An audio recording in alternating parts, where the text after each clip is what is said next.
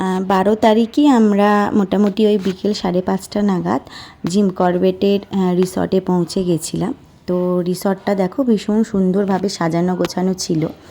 আর এই রিসর্টটার নাম ছিল অনন্তম গেটওয়ে রিসর্ট। অনেকটাই বড় ছিল। আর এখানে আমরা রিসেপশনের সামনে ওয়েট করছিলাম, তো আমাদের জন্য দেখো টোটো এসে গেছে। এতটাই বড় যে আমাদের রিসেপশন থেকে রুম পর্যন্ত টোটোয় করে যেতে হলো।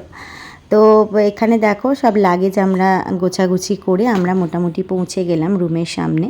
তো এখানে আমাদের যে দুটো আমরা ফ্যামিলি গেছিলাম, তো আমাদের পাশাপাশি রুমই দিয়েছিল একটা কটেজের মধ্যেই। এখানে দেখো এটা রুম, আমাদের রুমের এন্ট্রান্স। রুমগুলো কিন্তু বেশ বড় বড়, মানে বেশ অনেকটাই বড় বড়।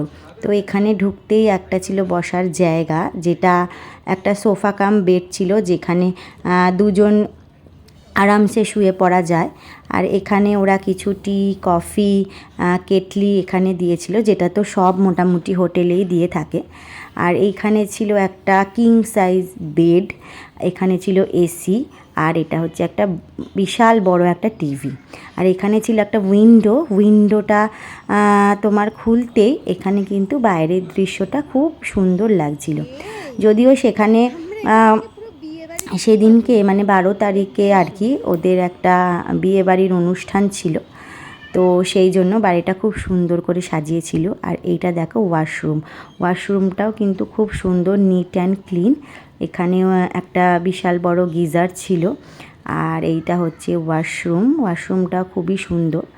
তো আমরা ফ্রেশ হয়ে চলে এসেছিলাম হাইটি নেওয়ার জন্য, যেহেতু আমাদের অনেকটাই লেট হয়ে গেছিলো। তারপর বাচ্চাগুলোকে খাইয়ে আমরা চলে গেছি চা কফি একটু খাবো বলে। তো এটা দেখো রিসর্টের বাইরেটা, বিয়েবাড়ি হচ্ছিলো বলে আরও সুন্দর করে সাজাচ্ছিল। তো যাই হোক, হাইটি খাওয়ার পর আমরা একেবারে চলে গেছিলাম ডিনার খেতে। ডিনারে আমরা সেদিনকে অর্ডার করেছিলাম হোয়াইট সস পাস্তা, আর এখানে দীপ অর্ডার করেছিল মাসি রুটি আর চিকেন।